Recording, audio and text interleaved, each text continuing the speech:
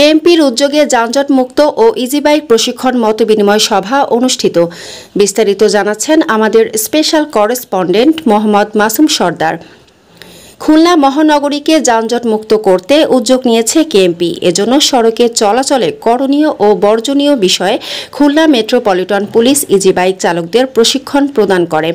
গত 23 এপ্রিল বুধবার সকাল 10টায় কেএমপির বয়রাস্থ পুলিশ লাইন্স ড্রিল শেডে নগরীর ইজি বাইক চার্জিং পয়েন্ট মালিকদের সাথে এক মতবিনিময় সভা অনুষ্ঠিত হয়।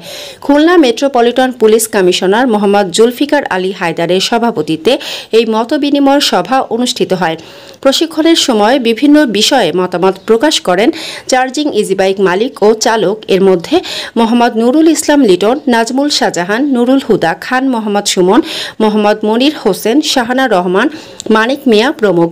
খুলনায় ট্রাফিক সংকট আছে কিনা? দৈনিক ফুলতলার প্রতিদিনের স্পেশাল করেসপন্ডেন্ট মোহাম্মদ মাসুম সর্দারের এমন প্রশ্নের জবাবে জুলফিকার আলী হায়দার বলেন, স্যার, ট্রাফিক কোনো সংকট আছে কিনা আপনার মনে হয় কিনা? এই যে আপনি বললেন যে 30 লাখ জনসংখ্যার ভিতরে আমাদের খুলনায় ট্রাফিক জনবল সংকট আছে কিনা? মানে ট্রাফিক পুলিশের সংকট? জি জি, ট্রাফিক পুলিশের সংকট আসলে সংকট মনে করলেই সংকট। মানে আমার বেশি সংখ্যক দিলে তো ভালো, কিন্তু সংকট কিছুটা হলেও আছে। বাট আমি মনে করি যে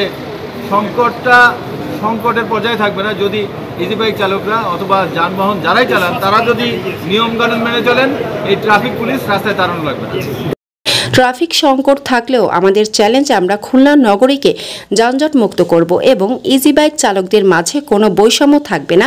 আইন শৃঙ্খলা মেনে ট্রেনিংয়ের মাধ্যমে মহানগরীতে ইজি বাইক চলাচল করলে যানজট মুক্ত হবে বলে আশা করেন তিনি। আরও বলেন, 5000 চালককে ট্রেনিংয়ের আওতায় আনার ঘোষণা দেন তিনি। এ বিষয়ে চালক মালিকদের পক্ষে সন্তুষ্ট জানিয়ে নুরুল ইসলাম লিটন বলেন, আপনার এই মহতী উদ্যোগ আগে কখনো নেওয়া হয়নি। আপনাকে ধন্যবাদ। আমরাও চেষ্টা করব ট্রাফিক আইন মেনে সুন্দরভাবে ইজি বাইক চালাতে।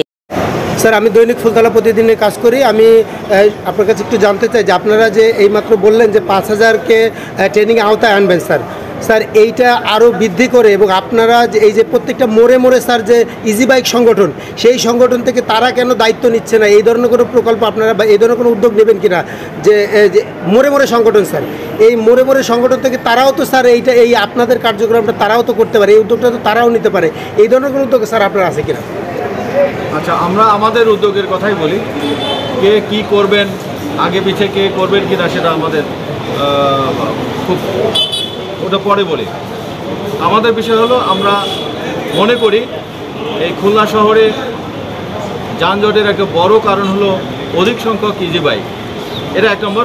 2 নম্বর হলো ইজি বাইক ড্রাইভারদের অনেকেই আছেন যারা নিয়মকানুন জানেন না, ট্রাফিক আইন জানেন না, কীভাবে কোন লেনে তাকে চলতে হবে, লেন কিভাবে চেঞ্জ করতে হবে, মোড়গুলো পাস করার সময় কিভাবে কোন জায়গায় তাকে দাঁড়াতে হবে, যাত্রী ওঠানামা কোন জায়গায় করা যাবে না, এইরকম যে ডুজ অ্যান্ড ডোন্টস, কোনটা করা যাবে কোনটা করা যাবে না, এই বিষয়গুলো ওনারা আসলে ওইভাবে জানেন না। এই জানানোর কাজটা আমরা করতে চাচ্ছি।